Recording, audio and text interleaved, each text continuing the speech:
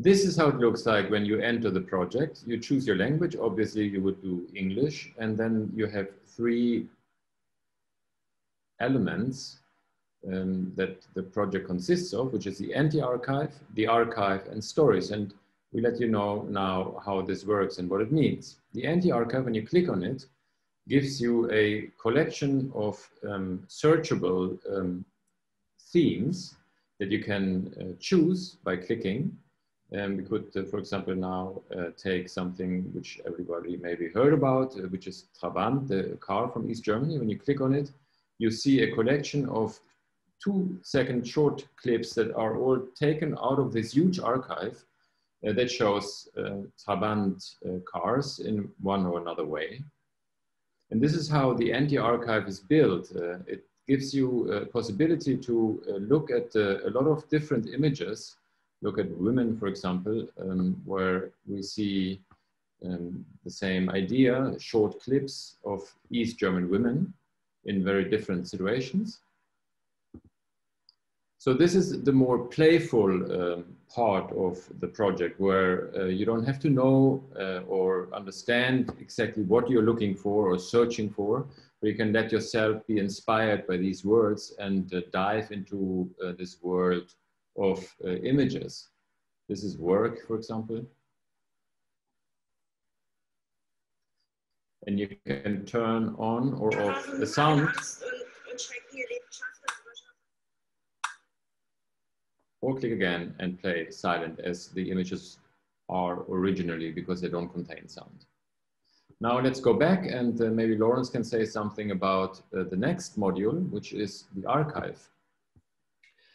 Yes, we started with the anti-archive because generally archives tend to be a bit dull. If you don't know what you're looking for, it's hard to find your way through it.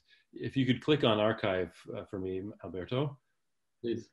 We can enter into the archive. What we've tried to do is make this as user-friendly as possible. So you come onto a screen here, and you see, if you scroll down this page, you go on for hours and hours. There's 40,000, more than 40,000 of these different markers that we present here at random, just to give you an idea of the breadth of different themes that you could look at.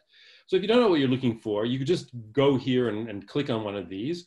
Or maybe one of the terms would interest you.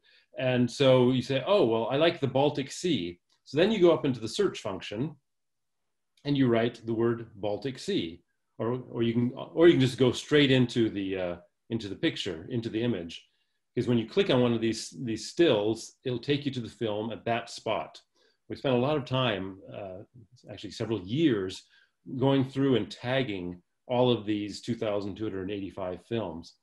So you can type in, or another thing you can do is, let's say you're just only interested in a particular period. So you can say, I'm interested in the 1960s. So if you click on the 60s there, now you get only film material from the 1960s.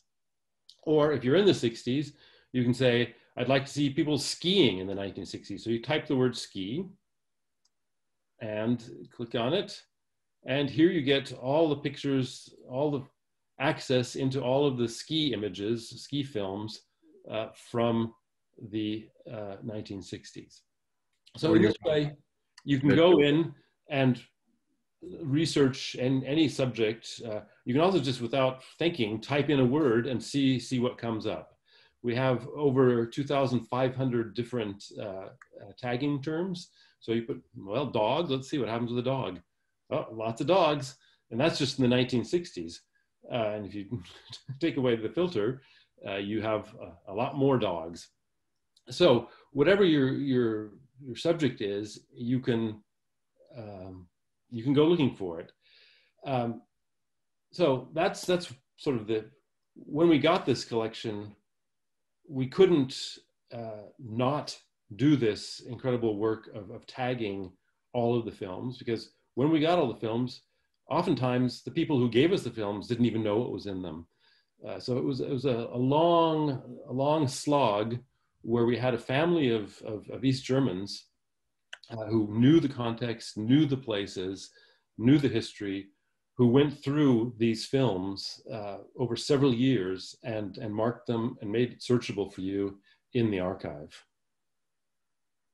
The next module is when we go back to the beginning here, we just covered anti-archive, the archive, and now it's the third module, which is called stories. And stories is this collection of short films that are based on the footage that the participants have sent us, and a memory interview, a memory conversation where people were looking at their footage and commenting them, and we edited together with these images to short films. We can have a look at, for example, this one here, which is called I Regret It. And this is like, they're usually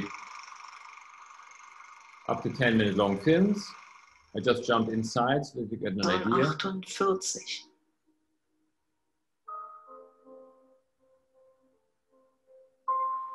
Es muss im Frühjahr gewesen sein, denn unser Sohn hat im Frühjahr Geburtstag und ich glaube, das war kurz vor seinem ersten Geburtstag. These films give you the possibility to dive into one family's story with their voice. That means that they explain better the context and the details of what we see. Many times, surprisingly, also political context or ways that the regime or the system have affected families. But yes, the stories that people tell in these films are also a way of countering when you look at the films otherwise, you see a lot of happy scenes. Everything is peachy keen. You see birthday parties, you see a lot of smiling people. And when people go back and look at these films, sure, they remember a lot of positive memories, but they also remember the darker sides of life. And it's fascinating that every one of these films always brings up some of the tensions that characterize life in the East German regime. Da meine Eltern sehr viel beschäftigt waren, auch Nachtdienste machen. So these are films that you can look at, and we believe it will give you a good way to understand these images in a more complex way. You will hear a voice that will tell you a story, basically, their family's story.